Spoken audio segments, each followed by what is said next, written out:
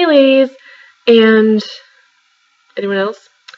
So this video is a tough one, but it's one I think that we need more information out there about. So I'm going to talk about miscarriages, and specifically this is a video about the miscarriage kit, the stuff that you need when you're going through a miscarriage. So that is the purpose of this video. I'm going to talk about the nitty-gritty and the dirty and the TMI, so if you don't want to listen to that, step away. And it's also going to be triggering, I'm sure, so if you are an angel mom and don't want to hear about it,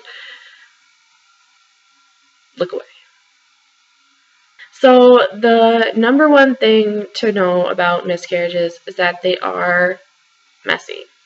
Now, obviously, I'm talking from my own experience. I have had 3. 2 of them, the first and the last, were missed miscarriages that were managed with side attack vaginally. And the middle one was a spontaneous miscarriage that was much earlier. So they are my experiences, my body, all of that, yada yada. I'm not a doctor, also, I should say that just in case there's any confusion. Clearly I'm not, but okay. Speaking from my experience, the number one thing you'll need, pads. Now, I'm not a pad person normally, but you can't use, at least I was told not to use tampons or anything like that during a miscarriage for a variety of reasons. First of all, I wouldn't want to because things are very sensitive. At least they were for me. They're very swollen and stuff. But also, you don't want to introduce any kind of other bacteria or anything. Of course, talk to your doctor, but pads. And I would also recommend making sure you have a variety of sizes. Everyone's flow is different, and you have no idea how heavy things are going to be until you're in the trenches, so to speak. For me, I needed the largest pads I could find, pretty much. You know, less of Depends or less of adult diapers. So I got a variety. I also recommend getting higher quality pads. For example, Always Infinity pads are they're like foam kind of, instead of being like the stuffy stuff.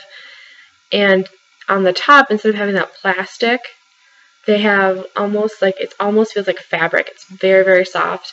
For me, my skin got really, really raw down there from going to the bathroom so much, wearing a pad for so long, so it was really good to have something high quality. But a variety of sizes, and a lot, and it's, I have a few left over, but you just don't know.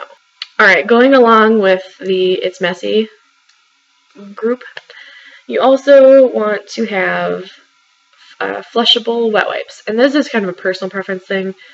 For me, I was going to the bathroom a lot. So I recommend getting flushable wet wipes to help keep everything clean so your skin doesn't get as sore. Obviously, dry toilet paper rubs and can pull and, dry you out. You might want to be careful. Obviously, talk to your doctor, but avoiding fragrances or additives, because you don't want to introduce anything else to further irritate you down there.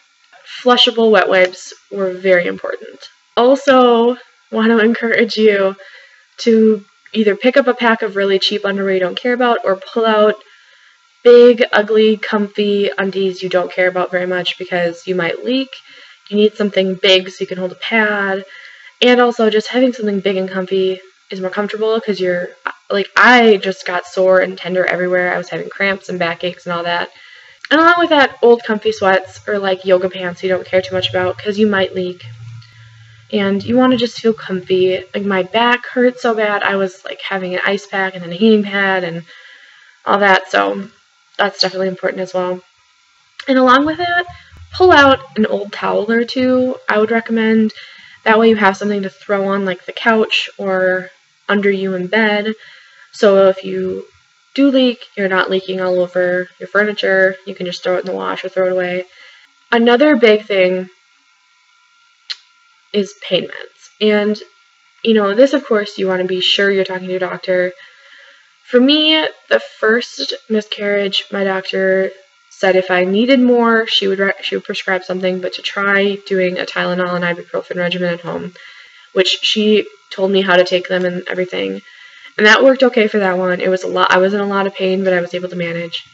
The second was a spontaneous miscarriage, and with that one, I just handled it with over-the-counter stuff at home again. With this last one, I have a new doctor, and he actually prescribed me a really, really low-dose prescription pain med. I mean, like, the stuff you would prescribe to, like, a preschooler, probably. But that was, well, this last experience was extremely painful, and so I really needed that. And I think that that's something you should definitely talk to your doctor about, obviously, and you know your own bodies. But pain meds, because it is physically painful. I mean, you're contracting and having, for me, it ranges from like mild period cramps to what feels like full-blown contractions. Obviously, I never carried a baby to term, so I don't know what full-blown contractions feel like, but painful. And the last couple things are kind of more mental things.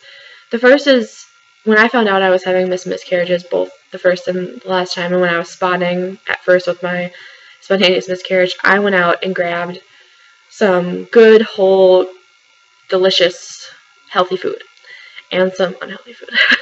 But just making sure your fridge is stocked so that you don't have to worry about, like, oh, we're out of milk and bread and I want toast. Like, making sure you have food so you can eat without having to leave, and also stuff that's good for you, because I do think in times like this, it's important to keep your body well fed, so then you feel better, and it kind of takes care of itself a little bit. So, like, I grabbed a bunch of fresh fruit. I grabbed really, like, my favorite kind of bread is, like, this really crunchy, good, whole wheat stuff that I never buy, because it's, like, from our grocery store's bakery, and it's expensive. But I got that, and then, like, avocado, and you can just put some avocado on some toast and munch it up, and it feels good, and stuff that's easy to digest too, especially if you're doing an oral regimen of Cytotec, because that can, like I said, can cause just tummy issues. So, and don't be afraid to order pizza. We ordered stuffed crust pizza one night because it was like the second night. I hadn't slept in like 48 hours, really. I'd had like a couple naps. And I was like, you know what? Stuffed crust pizza with like a little sauce and just cheese sounds heavenly.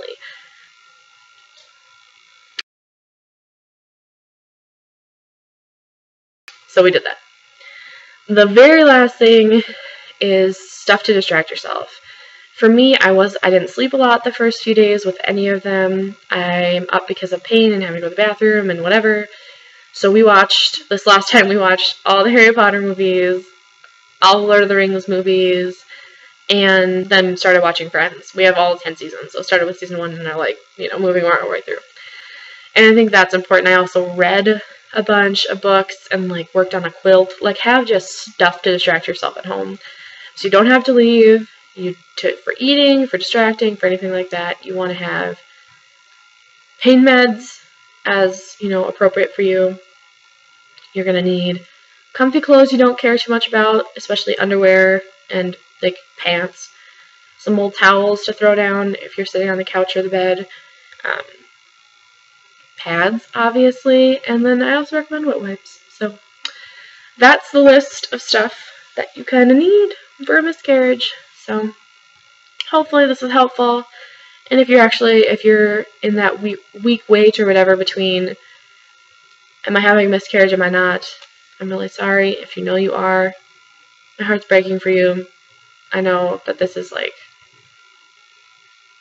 it's the worst thing in the world. So, goodbye.